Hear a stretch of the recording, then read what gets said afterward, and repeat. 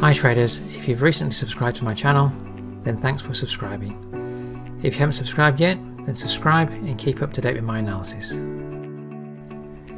Now the Eurodollar advanced strongly last week, did hold at monthly resistance 108.79 for a number of days, but Friday broke above, so at the start of the week watch 108.79 to be support. Are we heading up to test now daily resistance at 109.29? And can we break above that level this week? 109.29 has proved to be a strong level of resistance from previous time. So can we break above 109.29? Or does that offer resistance this week then for a move back down?